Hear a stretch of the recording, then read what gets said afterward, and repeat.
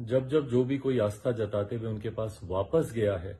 तो वहां पर उन्हें सिर्फ धोखा और निराशा ही हाथ लगी है। मांझी जी का इस्तीफा पुनः इस बात को प्रमाणित करता है कि किस तरीके से मुख्यमंत्री जी दलित समाज से आने वाले लोग, पिछड़ा वर्ग से आने वाले लोग, समाज के गरीब वंचित वर्ग से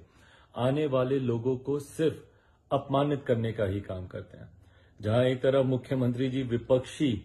एकता का नारा बुलंद करने में लगे हुए हैं, ऐसे में कब उनके नीचे से ही जमीन खिसकती जा रही है, संभवतः शायद उनको इस बात का एहसास ही नहीं हो रहा। जहां एक तरफ वो विपक्ष के घर को मजबूत कर रहे हैं, वहीं दूसरी तरफ उनके खुद के कुनबे की गांठें यहां पे खुलती जा रही हैं। बहरहाल ये शुरुआत है मुख्यमंत्री नीतीश कुमार जी के नेतृत्व को अस्वीकार करने वाले स्वरों के उठने की।